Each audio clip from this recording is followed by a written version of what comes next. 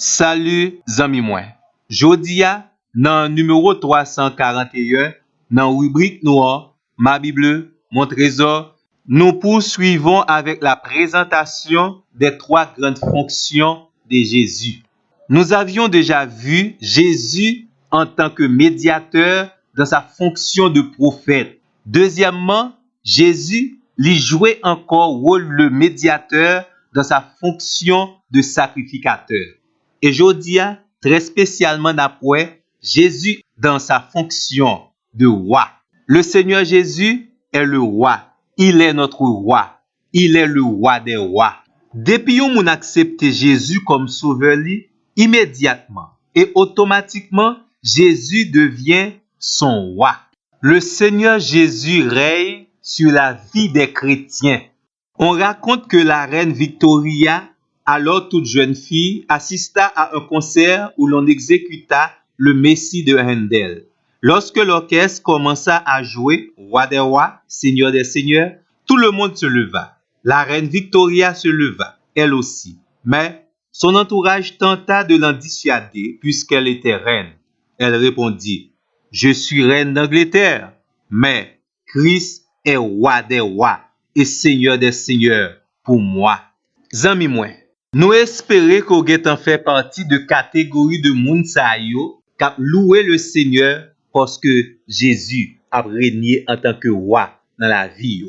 Sinon, nous espérons même, à la fin de cette rubrique, on prend la grande décision pour demander le Seigneur Jésus vienne régner sur la vie yo en tant que roi et roi des rois. La fonction royale consiste à régner sur le peuple en tant que représentant de Dieu. Ça veut dire que le roi est un homme qui exerce le pouvoir au nom de Dieu. Maintenant, l'entrée dans l'histoire biblique, surtout dans l'Ancien Testament, le roi devait appartenir à la tribu de Juda, selon Genèse, chapitre 49 et le verset 10. Et c'est ici la première promesse de la Bible précisant que le Messie à venir sera roi. Deuxièmement, le roi devait être un descendant de David. 2 Samuel, chapitre 7, verset 8 à 17, Psaume 89, verset 4, 5.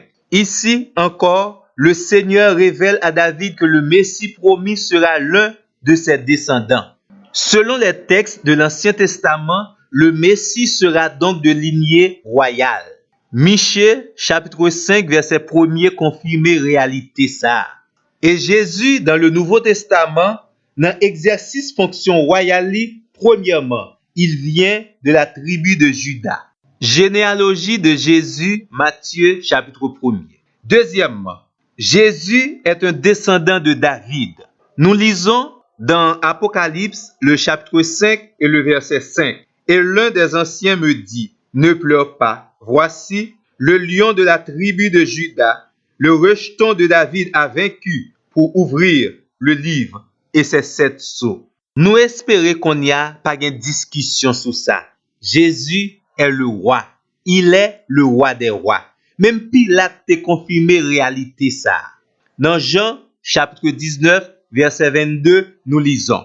Pilate fit une inscription qu'il plaça sur la croix et qui était ainsi conçue. Jésus, roi de Nazareth, roi des Juifs. Les principaux sacrificateurs des Juifs dirent à Pilate, n'écris pas roi des Juifs, mais écris qu'il a dit, je suis roi des Juifs. Pilate répondit, ce que j'ai écrit, je l'ai écrit. Point boule. Qu'on y a ajouté quelques petits détails concernant la fonction royale de Jésus. Parce que Jésus c'est roi, il possédait un royaume.